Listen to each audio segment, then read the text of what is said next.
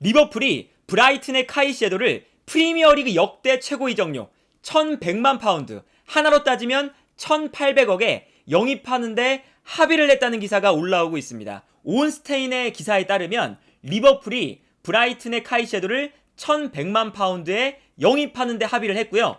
이 금액은 기본적으로 첼시가 카이셰도를 영입하기 위해서 1억 파운드까지 제시를 했는데 첼시의 비드를 뛰어넘기 위해서 리버풀이 1100만 파운드를 제시를 했고요.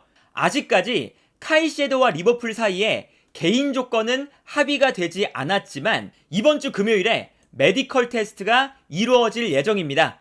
그래서 리버풀이 정말 어마어마한 돈을 쓰면서 첼시가 카이셰도 영입을 눈앞에 두고 있었는데 눈앞에서 하이제킹을 시도한 것으로 보이고요. 일단 이적료가 너무 높은 것이 아니냐는 평가를 받을 수가 당연히 있지만 일단 전술적으로 보면 리버풀이 수비형 미드필더 자리에 대한 영입이 필수적으로 필요한 상황에서 카이셰도에게 어마어마한 베팅을 했다, 이렇게 볼 수가 있거든요. 왜냐면 이번 시즌 클롭 감독이 프리시즌에 보여주고 있는 전술적인 특징 중에 하나가 지난 시즌 후반기부터 보여줬지만 아놀드를 인버티드 풀백처럼 활용하면서 자연스럽게 3백이 만들어지는 전형을 만들고 있어요. 그리고 이 전형에서 가장 중요한 특징은 앞쪽에 있는 소보슬라이와 메갈리스터, 이 두 명의 미드필더가 후방에 아놀드와 수비형 미드필더 두 명이 받쳐주고 있으니까 공격적으로 올라갈 때가 많죠. 그래서 리버풀이 공격하는 상황을 보면 메갈리스터와 소보슬라이가 엄청나게 공격적으로 올라가 있거든요.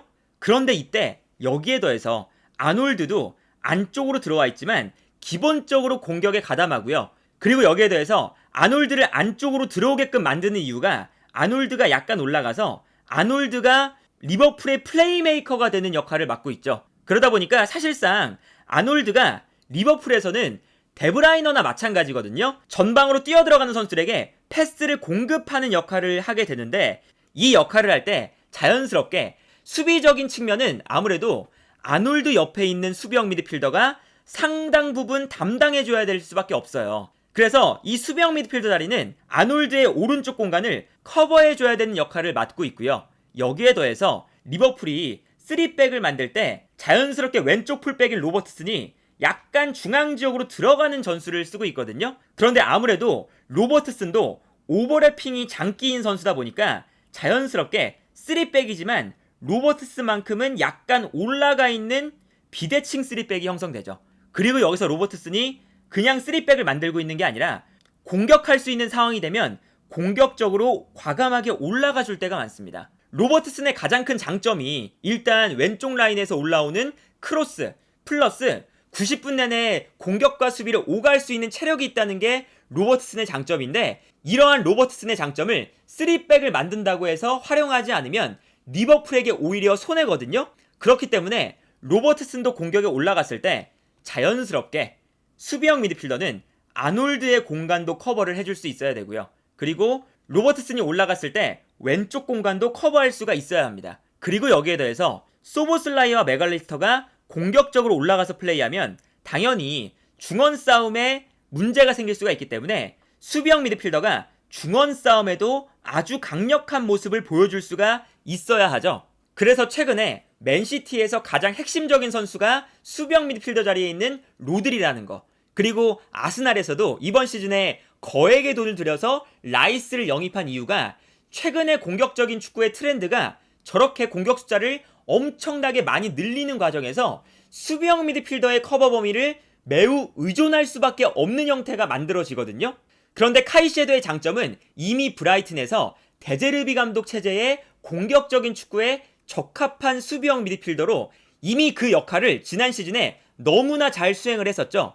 브라이튼에서의 플레이를 보면 왼쪽에 메갈리스터가 있었고 오른쪽에 크로스 같은 미드필더가 있었거든요. 그런데 이렇게 역삼각형의 미드필더 라인이 형성되어 있다가 사실상 메갈리스터는 공격형 미드필더에 가깝게 올라가서 플레이할 때가 많았습니다. 이때 수비형 미드필더 자리에 출전하는 카이셰도의 역할은 메갈리스터가 올라갔을 때 한 칸 올라와서 메갈리스터의 자리를 채워주는 역할이었고요. 수비로 복귀할 때는 당연히 카이셰도가 수비 라인 앞으로 내려가주면서 계속해서 카이셰도가 메갈리스터가 올라간 공간을 커버해주고 내려와주고 이러한 반복적인 운동을 했었고요. 심지어 이 오른쪽에 배치된 그로스 같은 경우에도 그로스가 공격적으로 올라가는 빈도가 높은 선수였거든요. 그래서 자연스럽게 카이셰도가 메갈리스터와 그로스가 모두 공격에 올라가면 넓은 중원 공간을 혼자서 커버할 때가 상당히 많았었습니다. 그래서 리버풀이 기대하는 건 카이셰도가 이번 시즌 리버풀이 추구하고 있는 전술, 아놀드가 중앙으로 들어오면서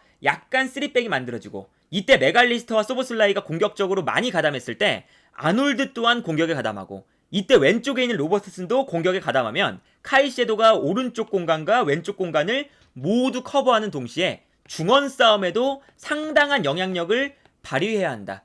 이 역할을 카이셰도가 프리미어리그에서 가장 훌륭하게 수행하고 있었던 수비형 미드필더이기 때문에 이러한 넓은 커버 범위를 기대하고 있는 거거든요. 그리고 파비뉴와 핸더슨이 떠나면서 리버풀이 수비형 미드필더 자리에 대한 고민이 되게 컸어요. 실제로 프리시즌에 아놀드도 올라가고 로버트슨도 올라가고 메갈리스터와 소보슬라이도 공격에 가담했을 때 리버풀의 공격력은 좋지만 수비형 미드필더 자리에 마땅한 선수가 없어서 수비 밸런스가 무너지는 경우가 굉장히 많았었거든요.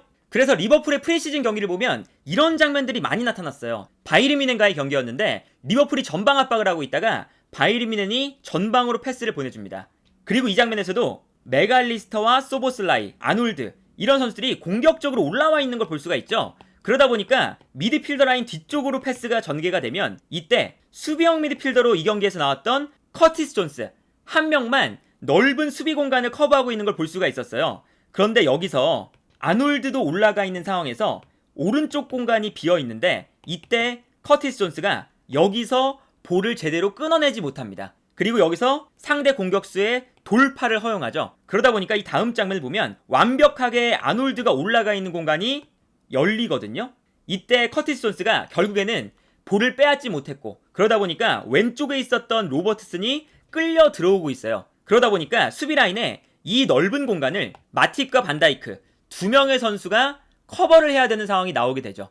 그래서 결과적으로는 바이르미넨이 중원에서 너무나 쉽게 풀어나오니까 리버풀 입장에서는 기본적으로 수비 숫자가 적은 상황, 앞쪽에 공격 숫자가 올라가 있는 상황에서 중앙 미드필더 라인에서 수비가 안 되니까 자연스럽게 상대의 역습을 허용할 수밖에 없는 장면들이 나왔어요. 한눈에 봐도 리버풀의 수비 공간에서 바이르미넨의 공격 숫자가 리버풀의 수비 숫자보다 많다는 것을 볼 수가 있죠. 그래서 리버풀은 수비형 미드필더에 대한 고민과 투자가 필수적으로 필요했던 팀인 건데, 지난 시즌 카이셰도의 기록을 보면요, 90분당 태클 횟수, 볼 경합 횟수, 인터셉트, 볼 소유권을 되찾아오는 횟수가 모두 프리미어리그에서 가장 많았습니다.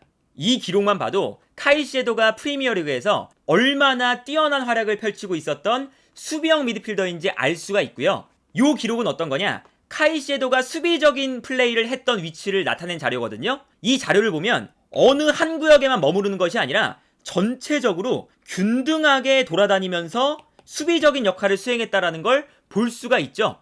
그래서 카이셰도의 히트맵을 보면 지난 시즌에 중원 라인에서 엄청나게 넓은 활동 반경을 가져갔다는 걸 확인할 수가 있었습니다. 그래서 브라이튼에서는 이런 장면들이 정말 많이 나왔었거든요. 카이셰도가 수비형 미드필더로 위치하고 있는데 이때 앞쪽에 있는 그로스가 공격적으로 올라가다가 볼을 뺏겼어요. 그래서 중원 라인에 수비를 도와줄 수 있는 선수가 없었습니다. 그런데 여기서 카이셰도가 수비 라인에 위치하고 있다가 상대 공격수가 볼을 끌고 올라오니까 빠르게 달려들어서 이 넓은 공간을 혼자서 커버하고 있는 걸 볼 수가 있고요. 이 장면만 봐도 카이셰도가 커버하는 위치가 너무나 넓다는 걸 알 수가 있죠. 근데 여기서 카이셰도가 운동 능력이 너무 좋아서 이 넓은 공간을 모두 커버하면서 볼을 빼앗고 있는 것을 볼 수가 있습니다. 이 장면도 마찬가지거든요. 브라이튼이 패스를 보내줄 때 패스 미스가 발생하는 장면이에요. 그래서 브라이튼이 역습 기회를 허용하는 장면인데 이때 카이셰도가 볼을 빼앗기는 것을 보자마자 빠르게 뛰어옵니다. 그래서 이 다음 장면을 보면 어느샌가 카이셰도가 공격수에게 달려들어서 볼을 빼앗아내고 있는 장면을 볼 수가 있고요.